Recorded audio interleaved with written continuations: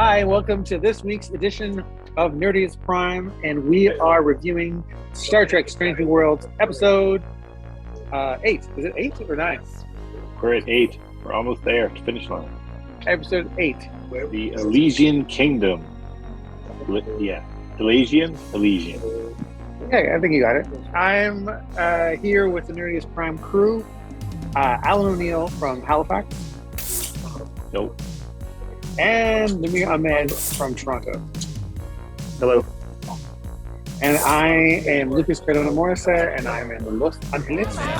All hail the king! The king! What the hell? An entity has somehow trapped our ship That's disappointing. and turned the crew into characters from a children's book. The book. They should have made you the hero. Until we undo all of this. Kneel before me. Yes, of course. And what did we think about this episode? Let's start with Alan.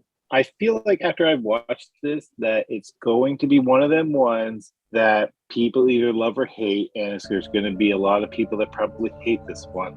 Because I know typically when they get in fairy tale territory, a lot of the fans will frown upon it. But I actually really enjoyed this one. The cast had a lot of fun with it, and so did I. And then it took a heartbreaking turn, which left me shaken. I want to hear from Namir. I want to hear how Namir is going to crush all your dreams. I know, right? He's the guy you talked about. I thought it was fine. You know, it wasn't anything special.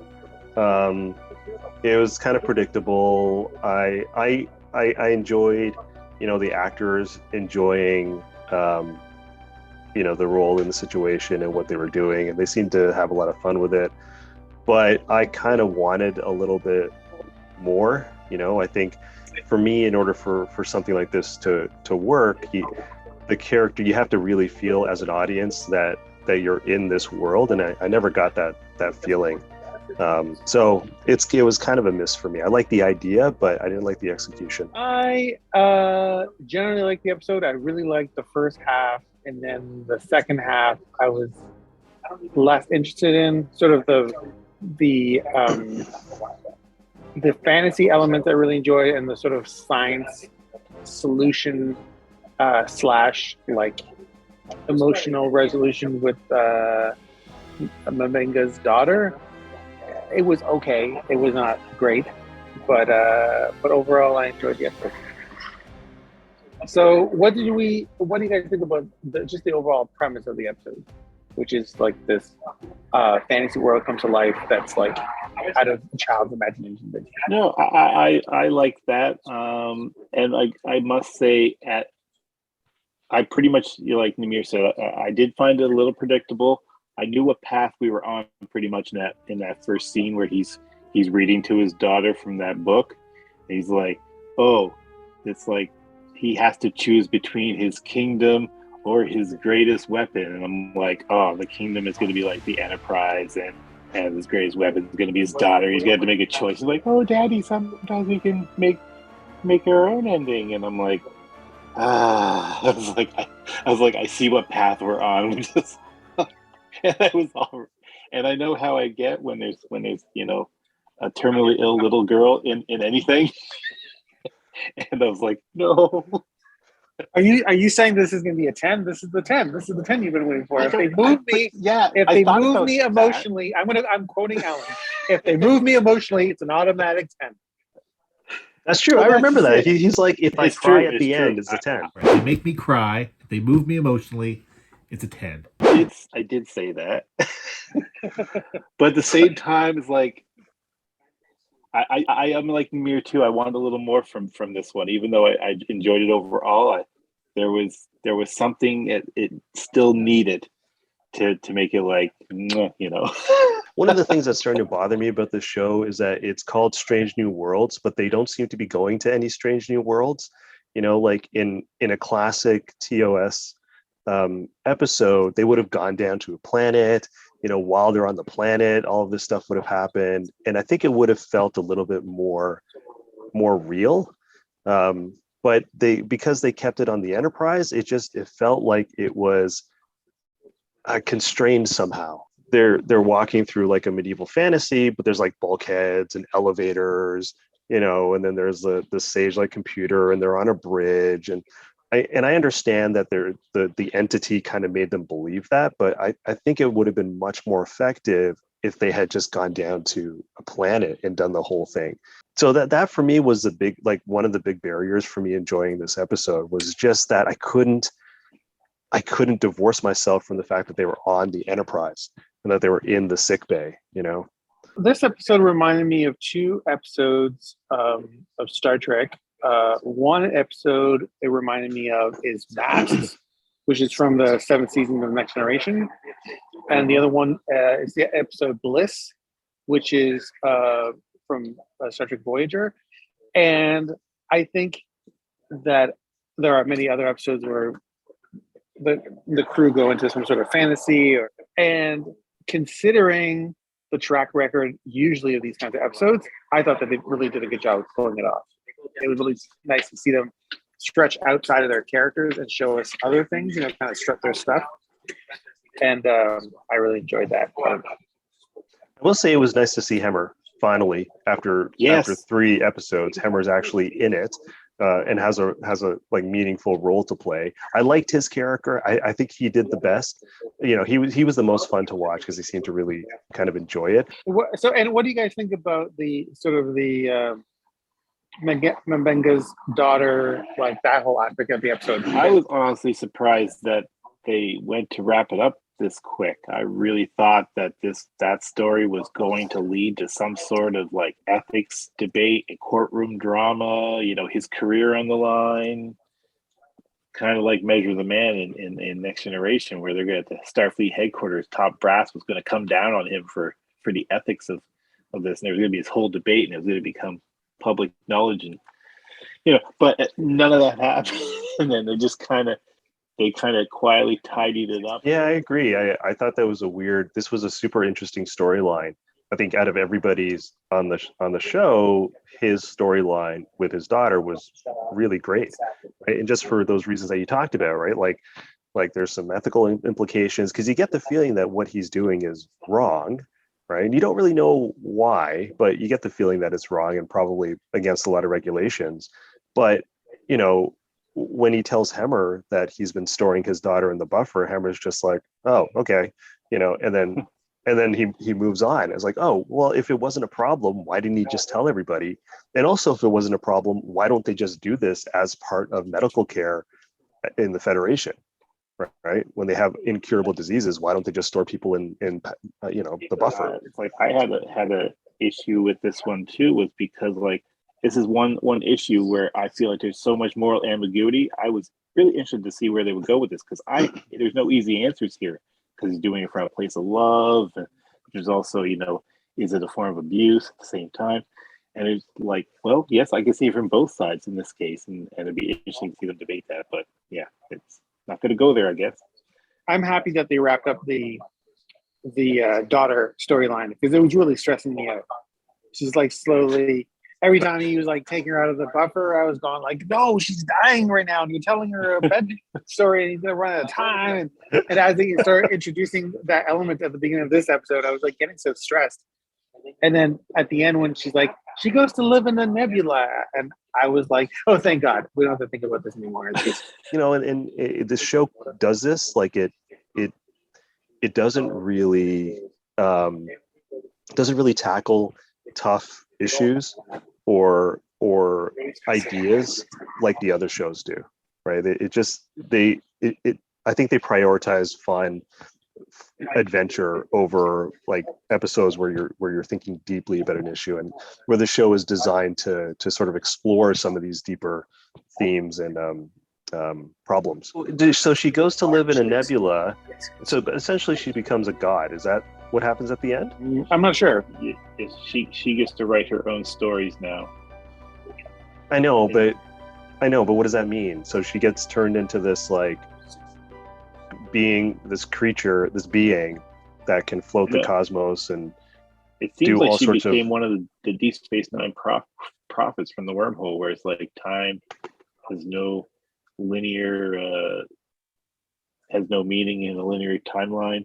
I think I have two issues with the ending. One issue is that I kind of wish that they hadn't that he had sent her out, and that we hadn't seen the consequences of that decision. It was like they wanted to really wrap it with a bow, and then by having her come back as an adult, be like, "It's been years for me," and whatever. It was just like, no, you made the right choice.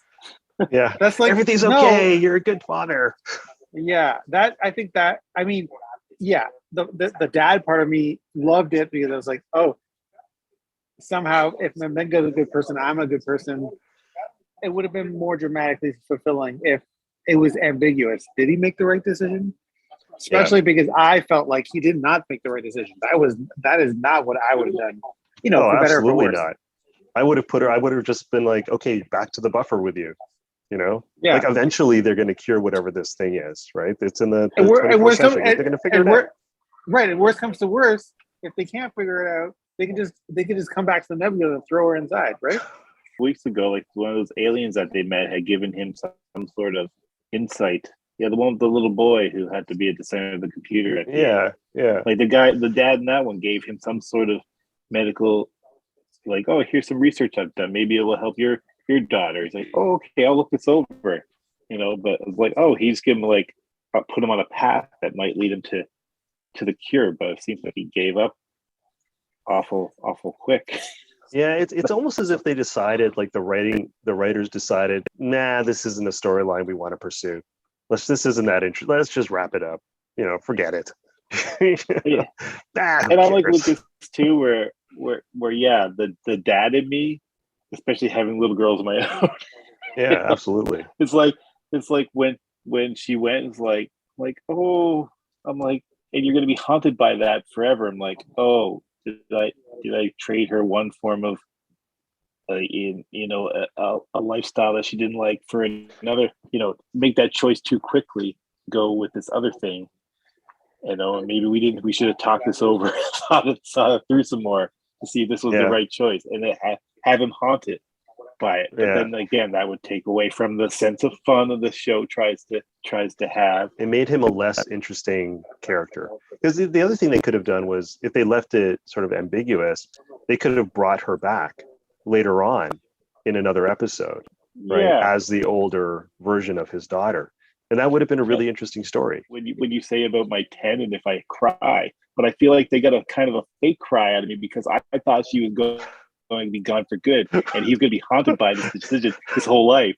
And it's like, and they turn around like, oh, it's a happy ending all along. Like, I thought this was a sad, heartbreaking ending. You have to collect all those tears and then just try putting them back in your eye. Get back in there, saving you for another time. I know. I was like, so that's why I feel like they cheated me a bit. Where it's like, oh, they made that hard choice where it's like they left it ambiguous, and he has to wrestle with this for like his whole character arc now. But it's like, so that was I just wish they had been brave enough to leave it there and have him,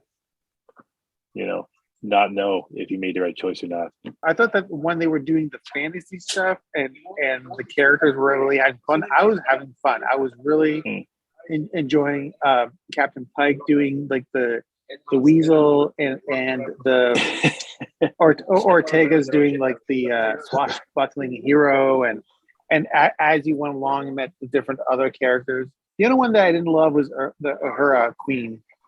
That didn't really do anything for me. But for some reason, I thought that was going to be Una, number one. I thought that was going to be totally number one. I was like, oh yeah, I forgot about her. No, I think if they had reversed that, if they had made her the huntress and Una the queen, I think just in terms of the actors, that Rebecca Romaine, is that her name? That she has that queen stature in gravitas that Uhura doesn't really have as much. And I really like there was that sword fight with the Crimson Guard, and all the fantasy elements were so fun. And it just reminded me that one of the things I've always loved about Star Trek that I haven't seen in a long time is that Star Trek can be anything. Star Trek can be a comedy. Star Trek can be like a drama. Star Trek can be a mystery. Star Trek, whatever. Sorry, I seem to remember that during some of those fights, were some of the Crimson Guard killed? No, I don't think so. Weren't they like? I thought the Huntress like shot him with some arrows. Yeah, it was like she the did. shoulder or something. She But did, wasn't it right? just the shoulder or something? Oh, it was just a flesh wound. That'd be just- funny. It's funny if she like killed like 3 red shirts, and then Also- after when they all woke up, after they're like, oh, we missed 5 days. What happened to Henry? And she's like, "Who? Who are you talking about? I don't know what you're talking about." Well, but yeah, as soon as they mentioned the Crimson Guard, I'm like, oh, that's just a fancy name for red shirts. Yeah, exactly. They're like, they're gonna die. Some of them are gonna Yeah, die. that's what I kind of figured. And Laan as the flaky princess there with her puppy. Oh, Like, she was great. That was like a total like complete different character, and it was great. Like, I kind of wish they would have kept that. And I think once it turned into, I mean, I was really excited when Benga like connects with Hemmer, and they're like, oh, hey, what's going on? Let's figure it out. But then it kind of became very sciencey, and not that interesting. I was glad that Hemmer was the was played normal in this, because I was all excited to see Hemmer after 3 episodes of him being missing. I'm like, oh no, they're not going to use Hemmer as like one of the fantasy characters, and we won't really get to see Hemmer be Hemmer for real. But then they did, which I always like these episodes where the characters are basically thrown into a weird situation and they're like, what the hell's going on? That's why I love Move Along Home where the characters are in the game and Deep Space Nine. People hate that episode, but I love it because it's like the one where the characters are like, I have no idea what the hell's going on, and it's just fun to watch them react to that situation.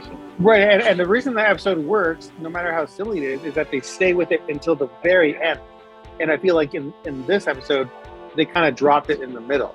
Like, I think they shifted out of the fantasy once they deemed everybody away, that was super fun. That scene where he's like, "Let me try some magic."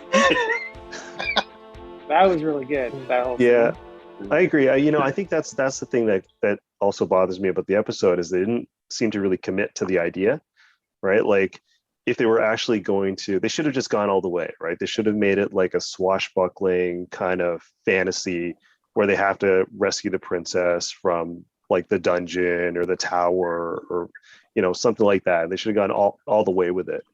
Yeah, I think now that you mentioned that, it made me think immediately of Cupid when Q turns the crew into Robin Hood and his merry men.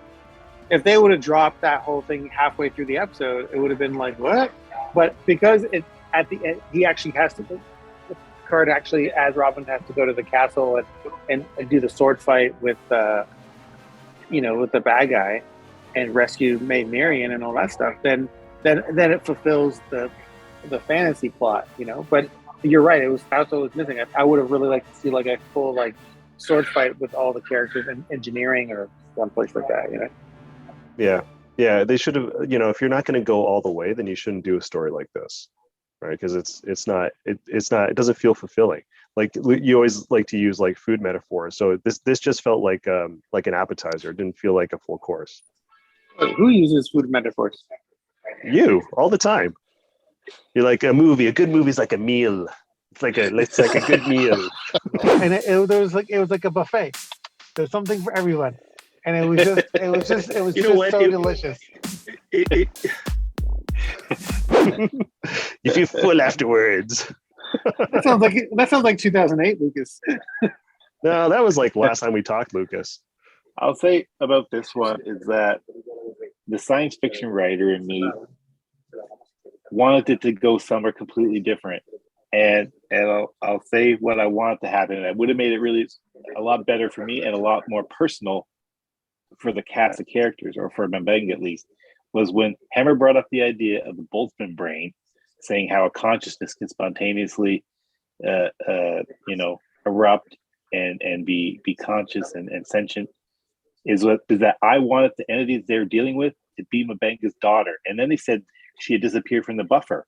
And I was like, what if the ship had the energy from the nebula had interacted with the pattern buffer and just absorbed her energy, her consciousness, and she was the nebula now. She was creating this fantasy for her dad, and she was going to rewrite the ending and make it a happy ending, and tell her that she's free of her sick body and he's okay to move on and he doesn't need to worry about her anymore, and she will just exist. That's what I wanted to see. That's the ending I wanted for this when I first saw where I thought this was going in the start. But then they threw in an entity who was lonely, and I was like, "Oh, that's been done before." And I'm like, "We didn't need any of that. This could have totally been a personal story with the existing characters. They did not need the alien or anything."